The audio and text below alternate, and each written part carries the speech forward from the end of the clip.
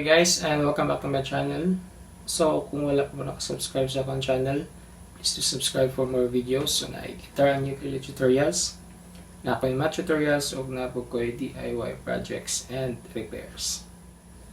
So, guitar tutorial request na po taron. So, request siya ni Miss Lindy Lofranco. So, ang iyang request is Sikwate by Agipo. So, sa kaninga kanta, ang intro of verse parihara chord pattern. So, ang chord pattern, first chord, E. Sunod, ano niya, C sharp minor. Then A. Niya, B. So, pwede nga niya B or pwede nga. So, sa intro ani first part, inyo running strum kausa, kada chords.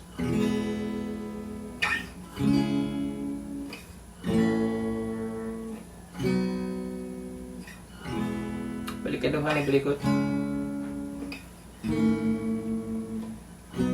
So, sa second part, ang strumming pattern is ani down, down, up, up, down, down, down, up, down, up, down, down, up, up, down, up, down, down, up, down, up.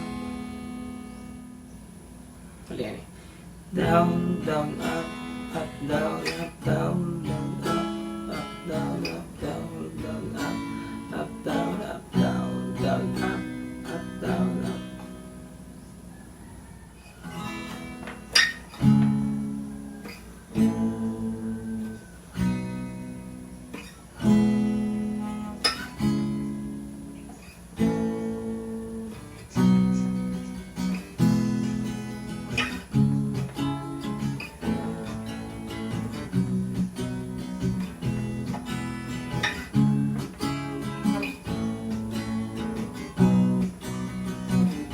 Sa'yo sa tanaw, si Lolo ni Bao, tukang tula,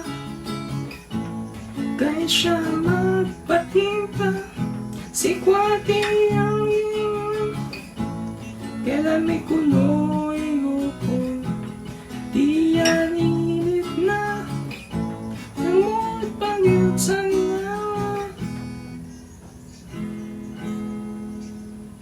So, next ng part is ang refrain. So, sa refrain is G sharp minor. Yeah, A.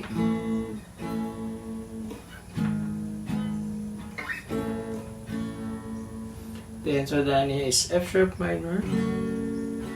Yeah, B.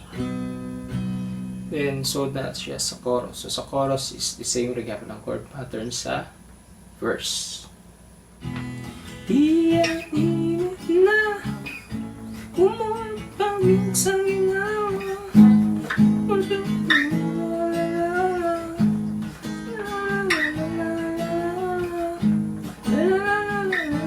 istorya Sikwate ni Lula Sikwate na kayo namin ilaw.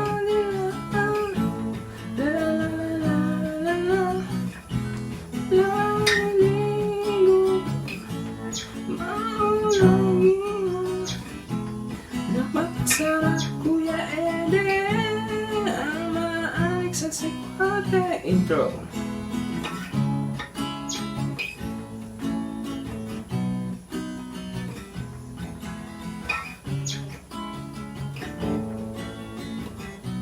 The second verse.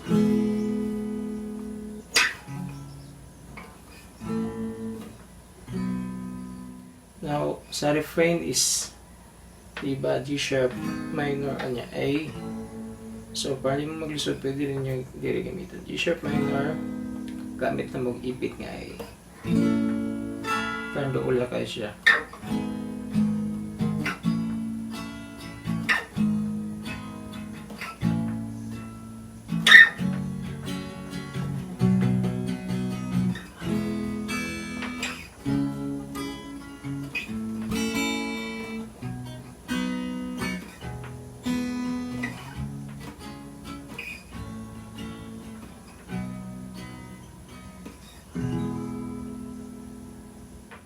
Then, ang next part ano niya isang adlib. So, sa adlib, gamit lang ang chord sa verse.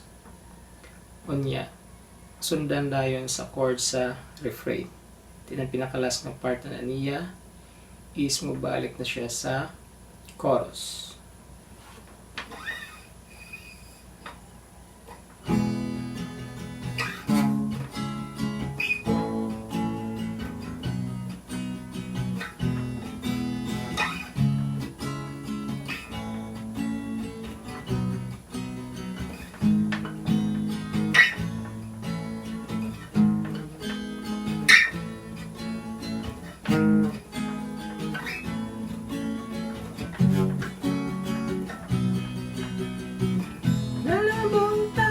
Sikwate.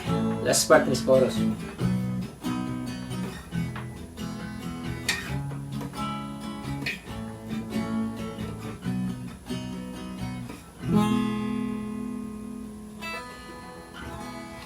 So more or less mao itong mga chord patterns nga gigamit sa kanta.